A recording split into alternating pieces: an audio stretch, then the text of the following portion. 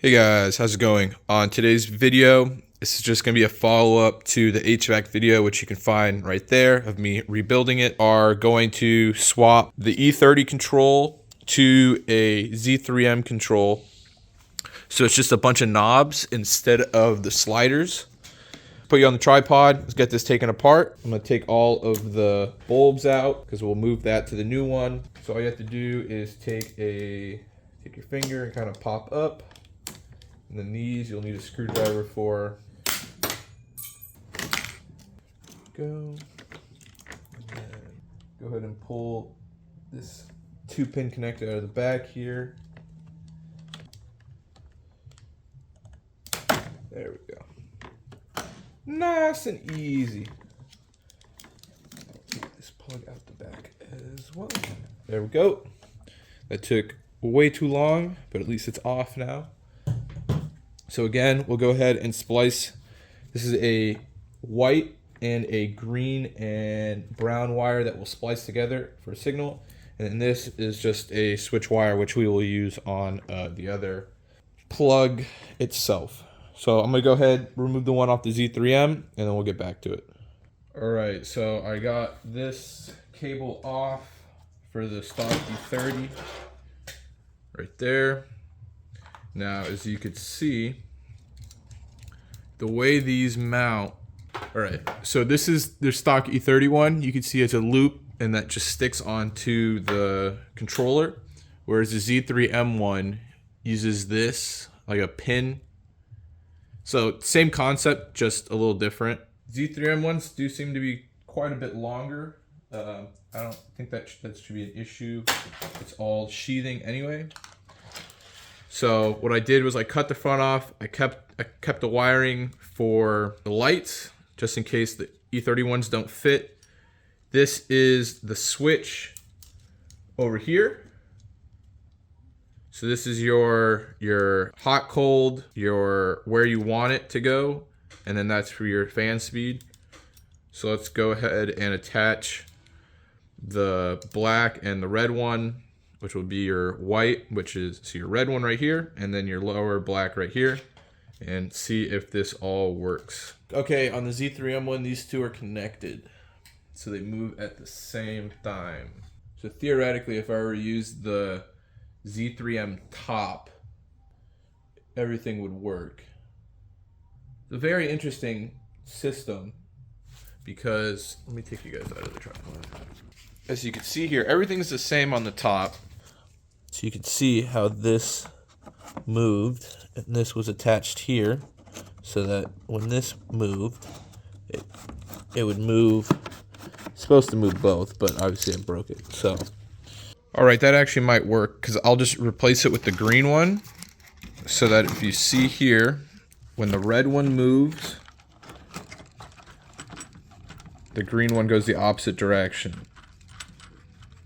Then they go the same direction, so everything's closed, and then the red moves by itself, and then the green moves. So we'll try it out. I don't know if this is gonna work, and this is gonna suck to try to remove, so fingers crossed. All right, so I got everything plugged in. The only thing I'm missing for some reason is the green clip right here, as well as I think I'm gonna change out. This was the green one, which on the Z3M box went like this, which is a little long. So I think I'm going to try to find another one of the red ones, which should give it like the perfect length. But other than that, everything seems to work just fine. Let me put it on the table, and the flap on the bottom works just fine as it pulls across. I don't know if you guys can see that one. You can see a little flap down there as it moves. So that one works just fine. Your AC versus your heat. And then for our main ones, you could see this working. Now, if the green one was hooked up, it would close that but open this one like that. And then we can just go back to the same thing before, which would close that, open that. So In theory, everything will work just fine. I just got to find a different cable for it to fully work. So I'm gonna go ahead and get the rest of the wiring in, and we should be good to go. These are the 2 wires that you want to solder together. Gotta let my soldering iron heat up. Solder those together. We're then gonna splice these onto those, and we're gonna splice the light wires onto the Z3M ones as well.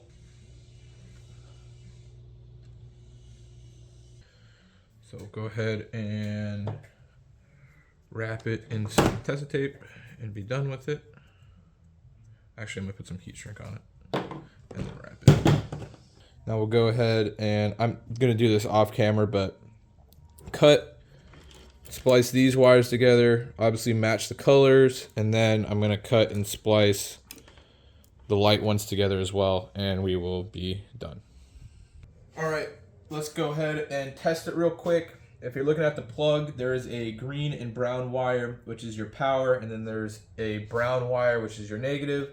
So I turn the fan switch on to the first position. So when I give it power, it blows some air. Let's go to position 2.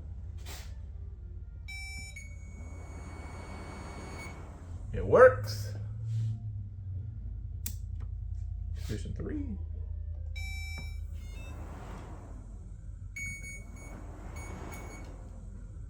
All right, let's not short it, which I think I did a little bit, but well, you know it works. That's cool. I think I'm just gonna leave it like that for now. I got everything wired in for the front here. The only thing is I might have to switch the plug for the Z3M one for later discoveries. But other than that, as we put everything back here, let me grab all the wiring out of the way.